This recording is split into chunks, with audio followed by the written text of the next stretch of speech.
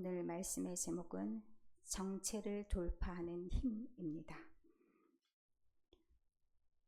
추석 명절을 어떻게 보내셨습니까? 혹시 먼 거리를 왔다 갔다 하신 분 계십니까? 자, 정체 구간이 생길 수도 있습니다. 저희는 명절 당일 저녁에 출발을 했었는데 아마도 예고가 되었던 상황이죠. 새벽 3시까지, 다음날 새벽 3시까지 많이 막힐 거라 그렇게 예고가 되었으나 그 시간까지 기다리고 있기가 그래서 출발을 했습니다. 그러나 역시나 어마어마하게 막혀서 저희 그 남편 집이 광명인데 광명까지 5시간이 걸렸습니다. 그 가는 도중에 참 쉽지가 않지요. 어디를 가는지 잘 알고 있어도 마음이 참 불편합니다. 언제 끝날지 모르고 이 상황이 그냥 빨리 끝났으면 좋겠다. 제발 멈추지만 않고 가기라도 했으면 좋겠다. 나중엔 그런 마음까지도 듭니다. 그런데 서서히 가든 좀 빨리 가든 어쨌든 그곳을 가기는 가게 되더라고요. 조금 더 정보를 알고 있든 아니면 다른 길로 빠져나가든 어쨌든 목적지는 하나인 것 같습니다. 그런데 저 정체 구간에 우리가 마음을 어떻게 먹냐에 따라서 정말 그 시간이 지옥 같은 시간이 되기도 하고 때로는 그냥 견딜 만한 시간이 되기도 합니다. 이전에 저런 정체 구간이 되면 사실은 제가 운전대를 잡고 싶을 만큼 그분의 그 말투가 아름답지가 않았습니다. 그런데 이번에는 조금은 많이 성숙한 느낌이 들었습니다. 불평을 많이 안 하고 욕설을 좀 자제하고 그런 아름다운 모습을. 그러나 어쨌든 제가 운전대를 잡고 싶은 마음이 중간에 불끈불끈 했으나 어찌됐든 자기가 끝까지 하고 가겠다고 그래서 이렇게 명절을 잘 보냈습니다. 그런데 이렇게 정체 구간이 꼭 도로만 있는 것은 아니죠. 우리가 삶을 살아갈 때도 우리의 인생에도 정체 구간이 있습니다. 내가 어찌할 수 없어서 딱 붙잡혀 있는 것 같은 그런 순간들이 어떤 이유에서든 일어나기 마련입니다. 그런 위기의 순간들 또는 그 정체의 순간들, 그 지체의 순간들을 어떻게 느끼고 어떻게 받아들이냐에 따라서 우리의 인생은 참으로 많은 차이가 날 수도 있습니다. 우리의 목적지는 어찌 보면 모두 다 똑같다라고 할 수 있고 어찌 보면 좀 다르다라고도 할 수 있는데 목표가 한 군데로 다 간다. 뭐가 같습니까? 우리는 어찌 보면 다 죽음을 향해서 가는 사람들이다. 또 한편은 우리는 믿는 사람들이기 때문에 우리는 주님께로 가는 사람들이다. 이 목표는 다 같습니다.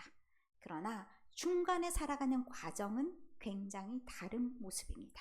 우리가 그 과정을 어떻게 받아들이냐에 따라서 우리의 모습이 그리고 우리가 살아가는 기쁨이 있을 수도 있고 아니면 너무 힘든 그런 상황으로 계속해서 살아내는 그런 모습이 살아내는 것이 아니라 죽지 못해 산다. 이런 말이 저절로 나올 만큼 그렇게 사는 사람들도 있습니다. 자, 바울의 인생에서 왜 이 말을 하게 됐을까? 왜 이것에 접목을 시켰을까? 한번 생각해 보겠습니다. 오늘 본문을 읽기 전에 사실 21장부터 지지부진한 바울의 이야기들이 쭉 전개가 됩니다. 바울이 도대체 왜 이렇게 갇힌 몸으로서 로마에 가게 되었을까? 이런 것들을 알게 되었을 때 오늘 우리가 읽는 본문의 의미가 조금은 더 남다를 수 있습니다. 바울은 유대인들이죠. 어떤 유대인들이냐면 아시아, 그러니까 전도 여행을 했을 때 곳곳에 유대인들이 있어서 참으로 많이 바울을 방해했습니다. 그 사람들이 가는 곳곳마다 따라다니더니 어디까지 왔냐? 예루살렘에도 같이 왔습니다. 예루살렘에 와서 또 뭘 하냐면 어떻게든 모함할 수 있는 거리를 찾다가 에베소 사람 드로비모라는 사람이 성전에 같이 들어갔을 것이다 라고 생각하면서 바울을 고소하게 됩니다. 그 고소가 얼마나 일들이 길어졌냐면 이게 2년 동안 아무 이유 없이 감옥에 갇혀 있는 시간도 있었습니다. 왜냐하면 벨릭스라는 총독이 조금 약았어요. 그러니까 유대인들의 마음을 얻고자 하는 것도 있고, 바울에게 판결을 잘못하면 이쪽 저쪽에서도 다 욕을 먹을 것 같고, 그러니 그냥 다음 총독이 올 때까지 그냥 내버려 두자.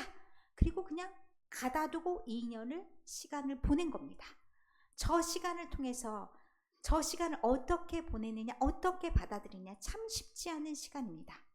바울은 목표가 순전합니다.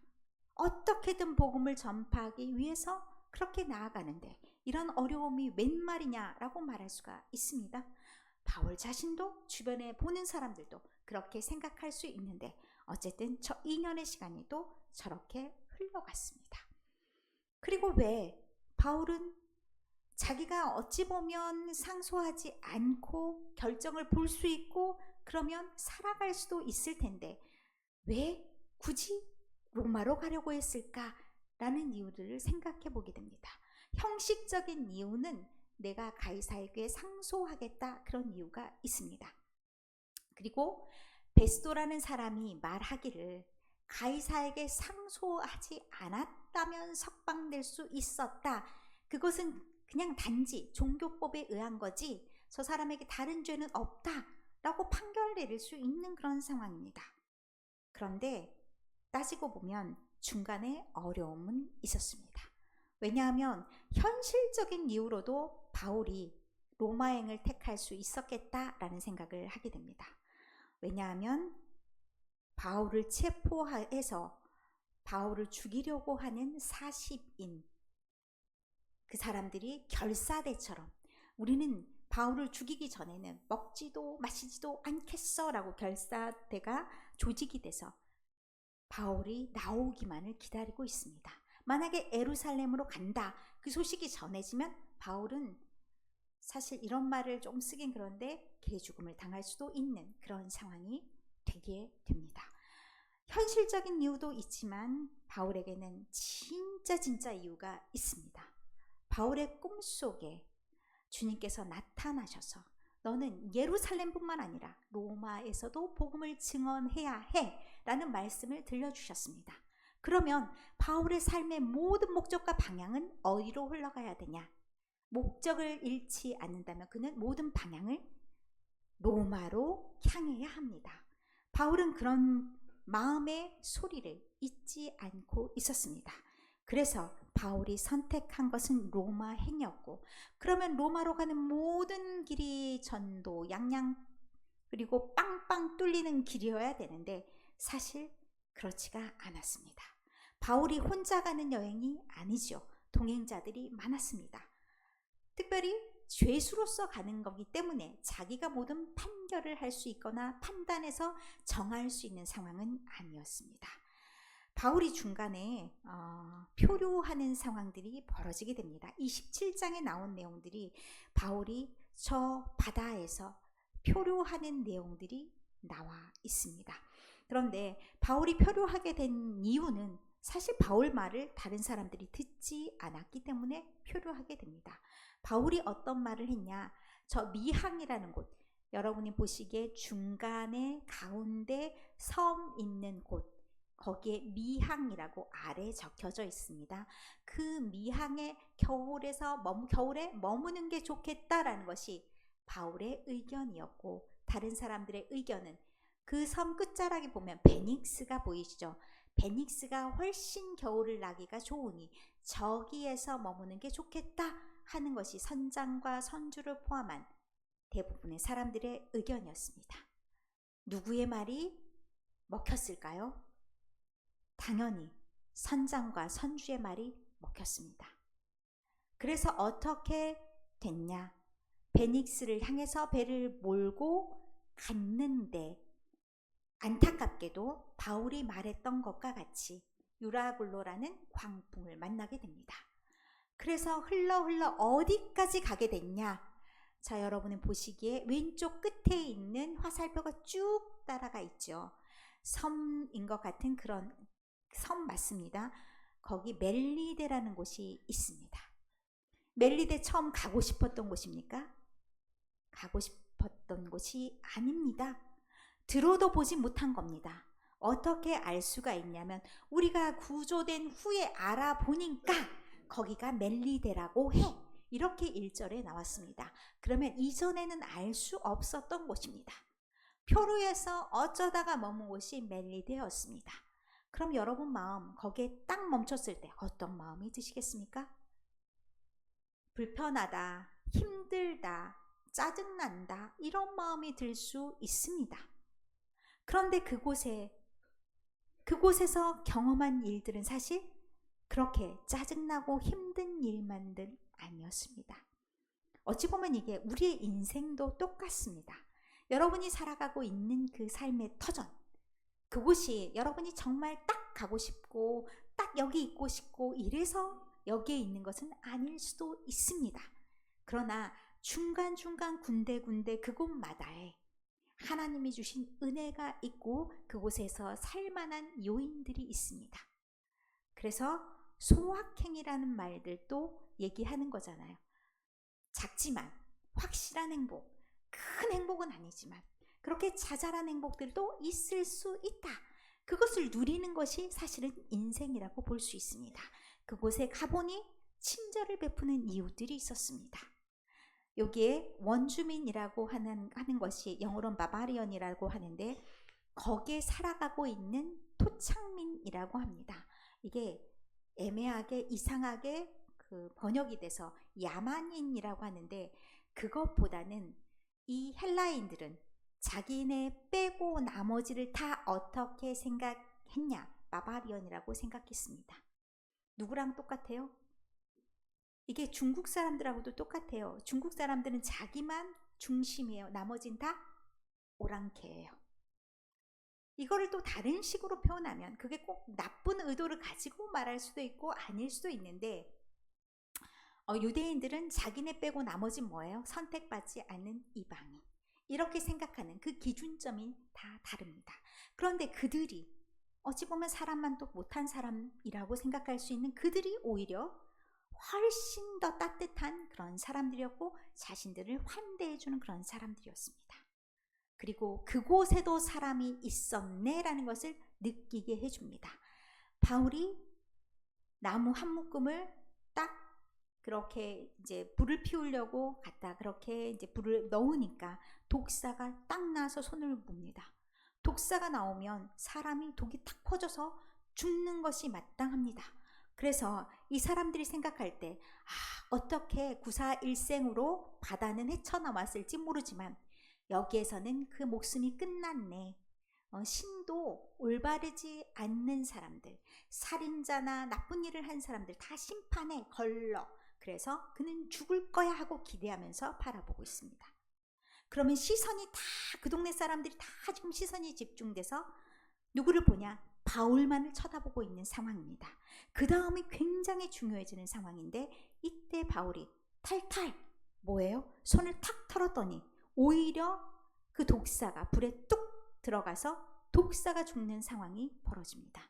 그러면 어떻게 이런 일이 일어날 수가 있는가? 이런 질문들을 사람들이 하게 되는 거죠. 시선이 집중되면 될수록 바울의 입에서 나오는 말이 중요해집니다. 그 사람들은 다 신이라고 난리가 났습니다. 바울이 그에 대해서 아무 말도 하지 않습니다. 그러면 더더욱이나 바울의 행동이 중요해지게 됩니다. 그 다음에 7절 이하에 보면 어떤 일이 생기냐? 초청을 받습니다. 가장 높은 사람, 그 섬에서 가장 높은 사람, 아마 행정관이라는 헬라어를 쓰지 않았기 때문에 그 동네 추장급 되는 마을의 유지 이 정도 되는 사람들일 겁니다. 보블리오라는 사람의 집에 그가 초청을 받습니다. 그 근처에 토지가 있는 것으로 보아서 아마 부자였을 것도 같습니다. 3일 동안 그에게 융숭한 대접을 합니다. 이 사람은 건드리면 안 되는 사람, 이 사람 굉장히 중요한 사람, 이란 의미로 초대를 받아 대접을 받는데 마침 보블리오 부친이 열병과 이지를 않고 있습니다. 여기에 이 병에 걸려 누워 있는 것을 바울이 그냥 지나갈 수도 있잖아요. 그러나 바울은 자기가 가지고 있는 힘, 자기의 능력, 그것을 사용합니다. 그 힘이 자기 힘은 물론 아니죠. 하나님께 받은 능력이죠. 그 능력을 그냥 버려두진 않습니다. 오늘 자신에게 주어진 그의 일을 묵묵히 행합니다. 그가 만난 사람 보블리오의 아버지에게 치유의 능력을 행합니다. 많은 사람들이 보는 앞에서 기도합니다. 나는 기도하는 사람이다. 나는 나의 신께 기도하는 사람이다. 그리고 안수합니다. 나의 힘이 아니라 내가 기도하는 그 힘에 의해서 저 사람은 낫는 것이다. 그럼 중요한 그 모든 사람의 시선이 어디로 갑니까? 바울의 입으로 가기 마련입니다. 저 사람이 뭐라고 말했을까? 무엇이라고 하는 것일까? 그게 더 중요하게 되는 거죠. 그래서 바울이 행하는 말과 행위가 중요하게 되는데 여기에서 그 다음 말들은 아무것도 나와 있지 않습니다. 그가 고침을 받았다. 많은 사람들도 와서 고침을 받았다. 이 말만 나와 있습니다. 그런데 놀랍게도 이 멜리데가 지금 현대 몰타 공화국이라고도 하고 말타라고도 합니다. 그런데 그 동네가 기독교 인구가 굉장히 많아서 거의 한 1, 2% 빼고 다 기독교인이라고 합니다. 누가 그 씨앗을 심었겠습니까? 바울이 아니었겠습니까?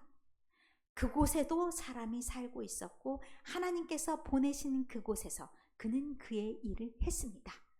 오늘 그가 떨어진 그곳이 그가 원하는 그곳이 아니라 할지라도 그는 그곳에서 하나님의 일을 묵묵히 내 앞에 주어진 그 일을 행한 것뿐입니다. 그런데 하나님은 그를 통해서 하나님의 일을 이어가셨습니다.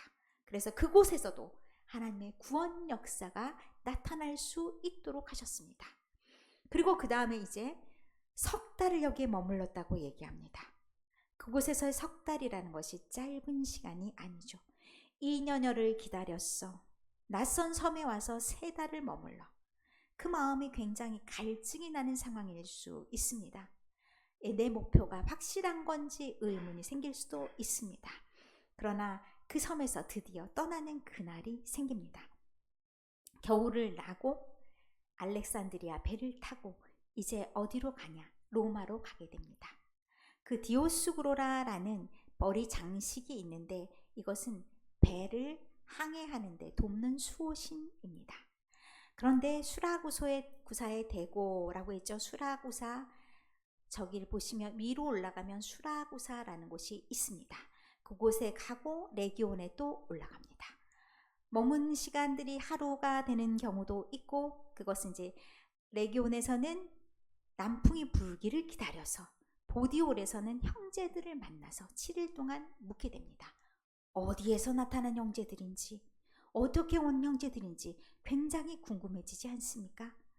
자, 여기 우리가 하살표가 쭉 가 있는 곳은 지금의 이탈리아입니다.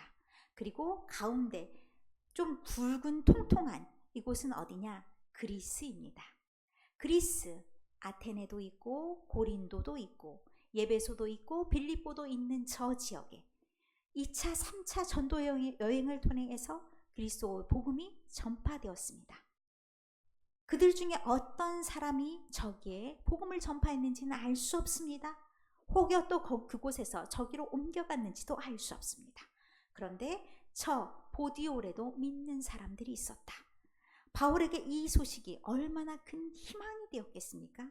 나는 지금 로마로 복음을 전하러 가는데 맨 땅에 헤딩한다라는 느낌으로 가는데 내가 지금 어떤 일을 만날지 알 수 없는데 그럼에도 불구하고 나는 지금 가고 있는데 뜻하지 않는 사람들을 만나게 되는 겁니다.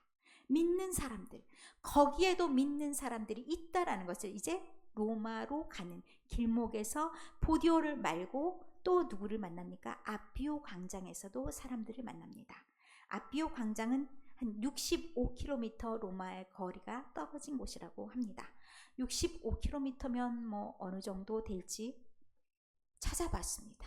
여기에서 65km 찾아보니까 한 오산역 정도 되면 비슷한 그런 곳이더라고요. 그리고 트레이스 타바르네 그러면 이게 여인숙, 세계 여인숙이라는 뜻이 있다고 합니다. 저기는 한 50km 정도 되는 거. 평택대 이 정도 되는 거리가 아마도 그 정도 되는 거리인 것 같습니다. 차로는 1시간이지만 걸어서는 얼마나 많은 시간이 걸렸겠습니까? 로마에서 오랜 시간들을 걸려서 이 지역까지 온 그 형제들이 있었습니다. 아마도 바울에 대한 소식을 들었을 거라고 생각이 됩니다. 바울이 그렇게 복음을 전하기 위해서 힘쓰고 애쓰고 여기까지 온다. 우리가 바울을 얼굴로 본 적은 없지만 그가 여기까지 와서 복음을 전하고자 하는데 우리가 같이 힘을 좀 실어줘야 되지 않겠냐. 그래서 바울의 마음이 어떻게 되냐. 15절의 마음이 하나님께 감사하고 담대한 마음을 얻었다라고 얘기합니다. 하나님이 함께 하심을 경험하게 되는 겁니다. 나와 함께 하시는 그 하나님께서 거기에도 계셨고 또 그 하나님께서 많은 사람들과 함께 하셔서 하나님의 일을 이루어 가신다는 것이 바울이 온 생애를 통해서 바울이 이제 하나님을 만나고 그 이후의 생애를 통해서 경험하고 또 담대하게 하나님의 말씀을 전할 수 있는 버팀목이 되었을 줄 믿습니다. 때때로 우리가 중간에 정차하는 곳들이 우리가 원하는 상태가 아닐 때도 있고 장소가 아닐 때도 있고 시간이 아닐 때도 있습니다. 그럴 때 우리의 마음이 어떠해야 되는지 오늘 우리가 바울을 따라가면서 한번 생각해 보았으면 좋겠습니다. 이곳이 아닙니다. 나는 아무것도 하지 않겠습니다가 아니라 이곳이 아니더라도 주어진 시간이 다르더라도 내게 있는 이 시간에 나의 최선을 다하는 것, 맞을 사람을 맞이하고 주의 복음을 전파하고 내가 서야 할 자리인지 아닌지를 따지기 전에 하나님께서 나에게 보여주신 그곳에서 나의 한 발, 두 발 하나님과 함께 동행하면서 보여주는 그 시간들을 살아간다면 마침내 이를 그곳이 로마가 될 수도 있고 마침내 이를 그곳이 가이사가 될 수도 있고 마침내 이를 그곳이 하나님의 복음을 완전히 전파해서 하나님을 만나는 그 자리가 될 수도 있습니다. 때때로 우리는 너무 걱정이 많아서 모든 것을 보지 못할 때가 있습니다. 나의 상황이라는 것 때문에 주변을 보지 못할 때가 있고 하나님의 일하심을 경험하지 못할 때가 있습니다. 나를 떠나서 때때로 너무 크게 보면서 목적이 너무 커서 현재를 또 잃어버린 경우들도 있습니다. 내 발 앞에 한 걸음 한 걸음 나아가는 것이 길이 될 때도 있습니다. 나의 목적지가 분명하다면 여러분의 삶에 있어서 보여지는 한 걸음 한 걸음을 성실하게 내딛는 것, 그것이 또한 방법이 될 수 있습니다. 그렇게 한 걸음 한 걸음을 걷다 보면 어느덧 하나님이 여러분에게 부여하신 사명의 그 자리에 이를 줄 믿습니다. 오늘도 여러분의 삶의 어떤 자리에서든 그것이 몸이 불편하여 상한 마음이 된 자리든 아니면 여러 가지 경제적인 요건이나 환경의 여러 가지 요소가 여러분의 발목을 잡아서 아무것도 할 수 없다, 손을 놓고 싶다 그 마음이 든다면 오늘도 이 말씀을 생각하시면서 담대하게 서로 함께함의 기쁨이 되면서 또 서로 기도해주면서 용기를 얻으면서 그렇게 나아가는 우리 교회, 우리 성도님들 모두가 되시기를 간절히 축원합니다. 오늘도 주신 말씀을 생각하시면서 찬양하시겠습니다.